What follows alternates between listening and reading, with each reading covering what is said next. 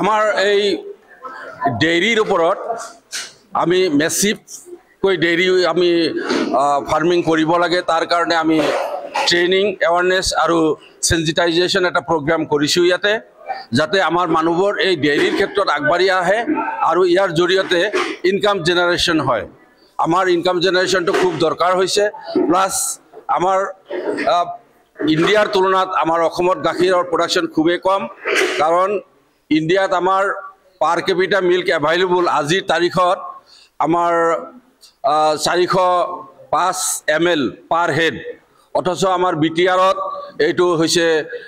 Around 74 গ্ৰাম per head. গতিকে এটা huge difference এটা হৈ আছে। এই ডিফাৰেঞ্চটো আমি এই গেপটো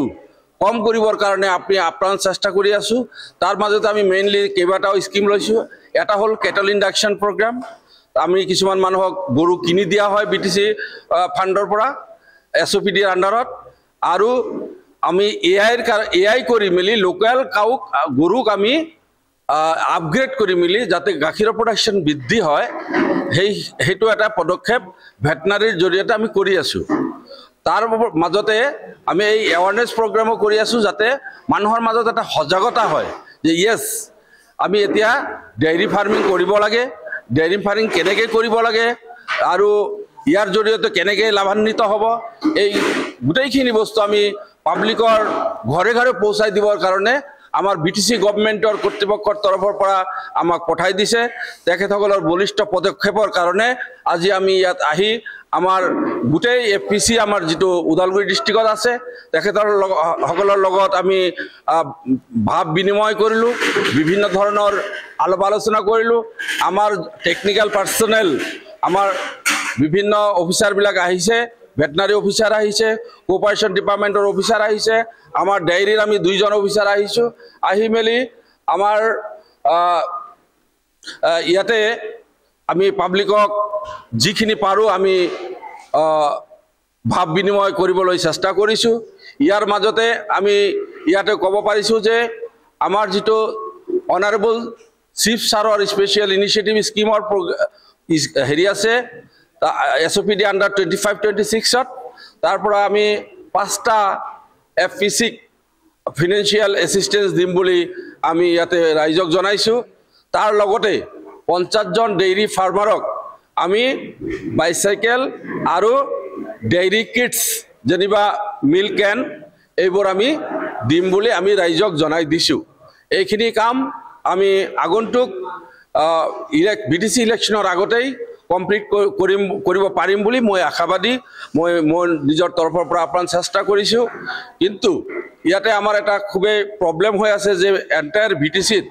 আমাৰ মাত্ৰ এখনেই অফিচ, সেইটো কোকৰাঝাৰত। ডিষ্ট্ৰিক্ট ৱাইজ অফিচ হোৱাহেঁতেন আমাৰ ডেইৰীৰ বহুত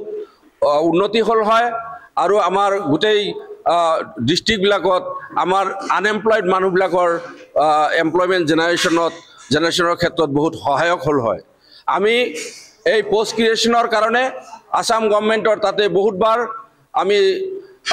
প্ৰপ'জাল BTC চৰকাৰৰ জৰিয়তে ছাবমিট কৰিছোঁ, কিন্তু এতিয়াও বস্তুখিনি হৈ উঠা নাই। সেইখিনি বস্তু হৈ উঠিলে আমাৰ যেতিয়া প্ৰত্যেক ডিষ্ট্ৰিক্টত ডিষ্ট্ৰিক্ট লেভেল অফিচ হ'ব, আমাৰ মানুহ আৰু ডেইৰীৰ ক্ষেত্ৰত বহুতখিনি উপকৃত হ'ব। গাখীৰ প্ৰডাকশ্যন বৃদ্ধি হ'ব। ইয়াৰ জৰিয়তে আমাৰ বেমাৰী মাকহঁতে আৰু বাচ্চাহঁতে সিহঁতে আমাৰ গাখীৰ খাবলৈ পাব। খালি গাখীৰে নহয়, গাখীৰৰ সলনি গাখীৰৰ পৰা যিবোৰ আমাৰ ভেলু এডেড প্ৰডাক্ট আছে, যেনিবা ক্ৰীম আছে, ঘি আছে, পনীৰ আছে, দৈ আছে, শ্ৰীখাণ্ড বুলি এটা প্ৰডাক্ট আছে, এইবোৰ আমি বনাই যদি মাৰ্কেটত বিক্ৰী কৰিব পাৰোঁ, তেনেহ'লে গাখীৰ বিক্ৰী কৰাতকৈ আমি দ্বিগুণ লাভান্বিত হ'ব পাৰিম। ইয়াৰ মাজতে মই আৰু এটা নতুন কথা আমি ৰাইজৰ লগত আমি শ্বেয়াৰ কৰিছোঁ যে আমাৰ চহৰৰ মানুহবিলাক, টাউনৰ মানুহবিলাকে বিভিন্ন ফুল খেতি কৰে বা টাবত বিভিন্ন ধৰণৰ আপোনাৰ শাক পাচলিৰ খেতিও কৰে। টাবত দেই, এইটো হেৰিৰ ওপৰত কৰে, ছাদৰ ওপৰত সাধাৰণতে কৰে। সেই ক্ষেত্ৰত কি হয়, তেওঁলোকৰ টাউনত যিহেতু গৰু অভাৱ, আমাৰ গাঁৱৰ যোনবোৰ গৰু আছে সেই গৰুৰ গোবৰ যদি আমি গোটাই মেলি সেইখিনি হেৰি কৰি আমি পাউডাৰ কৰি তাৰপিছত আমি যদি পেকেজিং কৰি আমি বিক্ৰী কৰিব পাৰোঁ সেইটো এটা আমাৰ এডিশ্যনেল আমাৰ ইনকাম আহিব গতিকে এইটো আমাৰ ডেইৰীৰ কাৰণে এটা নতুন পদক্ষেপ হ'ব এই ক্ষেত্ৰতো আমি বিটিচিৰ তৰফৰ পৰা আমাৰ নিজৰ হেৰিৰ তৰফৰ পৰা গোটেইখিনি পদক্ষেপ আমি আগন্তুক দিনত ল'ম লৈ মেলি যিকোনো প্ৰকাৰে আমি আমাৰ ডেইৰীটো ওপৰত আগবঢ়াই ল'বলৈ মই 100% ট্ৰাই কৰিম বা আৰু ট্ৰাই কৰি আছোঁ ইয়াৰে আজি আমাৰ দূৰৰ পৰা মানুহবিলাক আহিছে তেখেতসকলে ইমান ধৈৰ্য ধৰি আমাৰ গোটেইখিনি কথা খুব ভালকৈ শুনিছে আৰু তেখেতসকলে কৈছে যে হয় আমি খুব ভাল পাইছোঁ এনেকুৱা প্ৰগ্ৰাম আৰু হৈ থাকিব লাগিব আৰু আগন্তুক দিনত এনেকুৱা হৈ থাকিলে আমি বিটিচি মানুহবিলাক বহুত ধৰণে ডায়েৰী ফাৰ্মিঙৰ ক্ষেত্ৰত আগবাঢ়িব পাৰিম এইখিনি আশা আমাৰ ৰাইজে দিছে তেখেতসকলৰ কোঅপাৰেশ্যন আৰু যিবিলাক অফিচাৰ আহিছিলে তেখেতসকলৰ কোঅপাৰেশ্যনৰ কাৰণে মই সবকে ধন্যবাদ দিছোঁ আৰু মই ইয়াত আহি মই নিজেও ধন্য মানিছোঁ যে মানুহবিলাক ইমান সহজ সৰল ইমান পৰিশ্ৰমী ইমান কাম কৰিবলৈ আগ্ৰহী অথচ আমি তেখেতসকলক আমি যিমানখিনি কৰিব পাৰিব লাগিছিল এতিয়াও হৈ উঠা নাই আগন্তুক দিনত এইবোৰ আমাৰ যিখিনি গ্যাপ আছে গোটেইখিনি গ্যাপ আমি আমাৰ বিটিচি গভৰ্ণমেণ্টৰ জৰিয়তে কমপ্লিট কৰিব পাৰিম বুলি আশা ৰাখিছোঁ ধন্যবাদ আমাৰ যেটো এটা ডায়েৰী সেক্টৰৰ পৰা ডায়েৰী অফিচাৰবিলাক কোৱা মতে বা ডায়েৰী অফিচাৰৰ কোৱা মতে আমাৰ ওদালগুৰি ডিষ্ট্ৰিক্টত 5টা এপিসি মানে ফাৰ্মাৰ প্ৰডিউচাৰ কোম্পানী 5টা এপিসি ফাইনেন্সিয়েল এড দিব আৰু যেটো গাখীৰৰ কাৰণে যেটো বাইক তেওঁলোকে 50টা আমাক দিবলৈ কৈছে আৰু হেনেকা এপিসি আমাৰ বহুতখিনি আছে আৰু আমাৰ RKBYৰ পৰা আমাৰ ওদালগুৰি ডিষ্ট্ৰিক্টত 4টা এপিসিয়ে পাব হেনেকা আমি বিভিন্ন টেক্টৰ বা আমি পাই আছো আৰু এগ্ৰিকালচাৰ সাইডৰ পৰা আমি মানে ধান বীজ কঁঠাল পুলি বিভিন্ন পুলিবিলাক আমি পাবলৈ সক্ষম হৈছোঁ আৰু বহুতখিনি আমি ভাবোঁ ইয়াৰখিনিৰ পৰা আমি বহুত উপাৰ্জন কৰিব পাৰিম আৰু ভাল কোৱালিটি এণ্ড কোৱান্টিটি আমি বনাব পাৰিম বুলি মই আশাবাদী আৰু ঠিক তেনেকৈ আমি হেণ্ডলুম এণ্ড টেক্সটাইলৰ পৰা পাইছোঁ আৰু আমি ফিচাৰী ডিপাৰ্টমেণ্টৰ পৰা আমি পাইছোঁ মানে বহুতখিনি এপিচিয়ে এবাৰত আমি আগৰ চৰকাৰ 70 বছৰ থকাৰ সময়তেও এইবিলাক মানে আমিতো আগৰ পৰা লাগি আছিলোঁ বিপিএল চৰকাৰৰ লগত আমিও আছিলোঁ এইবোৰ আমি পোৱা নাই কিন্তু এবাৰ চৰকাৰৰ এই বিটিআৰ চৰকাৰত 4 বছৰত খেতিয়কবিলাকে বহুতখিনি ইণ্টাৰেষ্ট দেখা পাইছোঁ আৰু ঠিক তেনেকৈ প্ৰমোদ বড়ো ছাৰৰ মানে কিবা কি বুলি কয় চেষ্টাত আমি ওদালগুৰি ডিষ্ট্ৰিক্টত 37টা এপিসি বা ফাৰ্মাৰ প্ৰডিউচাৰ কোম্পানী আমি বনাবলৈ আমি সক্ষম হৈছোঁ কিন্তু আগৰ দিনত আমাৰ যেটো বিপিএল চৰকাৰ আছিল ওদালগুৰি ডিষ্ট্ৰিক্টত এজন কেবিনেট মিনিষ্টাৰো আছিলে তেওঁলোকত আমি বহুতখিনি কথা পাতিছিলোঁ কিন্তু আজিলৈকে ফাৰ্মাৰ্ছবিলাকৰ কাৰণে তেওঁলোকে ইণ্টাৰেষ্ট দিয়াটো আমি দেখা পোৱা নাই সেইকাৰণে মই সমূহ বিটিআৰৰ যিমানখিনি খেতিয়কবিলাক আছে যাতে আপোনালোকে যি চৰকাৰে খেতিয়কবিলাকে কাম কৰিব তেওঁলোকক চিন্তাধাৰণা কৰি কোনটো চৰকাৰক দিলে ভাল হ'ব এইটো চিন্তাধাৰণা কৰি মানে ভোটটো দিব বুলি মই অনুৰোধ কৰা হ'ল ধন্যবাদ আমি আজি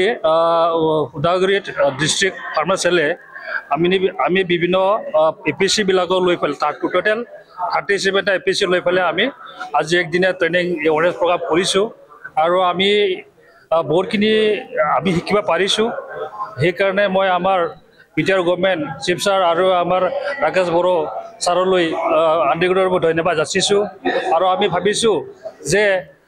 নেক্সট বাৰ চৰকাৰ যদি আহিলেও বিটিচিৰ যদি প্ৰমোদ বড়ো ছাৰ নেক্সট চৰকাৰ যদি আহিব 100% খাটাং এই হিচাপত মই ভাবোঁ যে আমি ফাৰ্মাৰ্ছবিলাকৰ কাৰণে ছাৰহঁতে বহুত আমাৰ প্ৰমোদ ছাৰে বহুতখিনি ইনিচিয়েটিভ লৈছে আৰু ডায়েৰী ক্ষেত্ৰত আৰু ভেটেনাৰী ক্ষেত্ৰত আমাৰ ৰাকেশ EM ছাৰে বহুতখিনি ইনিচিয়েটিভ লৈছে তাৰ বাবে মই বহুত ধন্যবাদ যাচিছোঁ আৰু খেতিয়কবিলাকৰ কাৰণে মেইনলি হ'ল খেতিয়কেই হয় আৰু ভোট জিতাই দিয়াটো মেইনলি খেতিয়কৰ হয় কিন্তু আমি দেখা পাওঁ ৰাস্তাবিলাক হৈ আছে ঠিক আছে এইটো আমি মানিছোঁ ৰাস্তা হৈয়ে থাকিব কিন্তু আজি 17 বছৰ চৰকাৰ কৰিলে বা আৰু 20 বছৰ MLA তেওঁলোকে শাসন কৰিলে BPF চৰকাৰে কিন্তু আজিলৈকে BPF চৰকাৰে হেনেকা খেতিয়কবিলাকক এনকাৰেজ দিয়া আমি দেখা নাই ট্ৰেইনিং এৱাৰনেছ প্ৰগ্ৰাম কৰি দেখা নাই মই ভাবোঁ যে বিটিআৰ চৰকাৰে যিখিনি খেতিয়কবিলাকৰ কাৰণে মৰম শ্ৰেণী দিছে সেইকাৰণে ভাবোঁ যে নেক্সট চৰকাৰ অহাটো ইউ পি এফ চৰকাৰে এইটো 110% বুলি মই মোৰ ওদালগুৰি ডিষ্ট্ৰিক্ট ফাৰ্মাচীলৰ পৰা মই ইমানখিনি কওঁ তাতে থাকিলে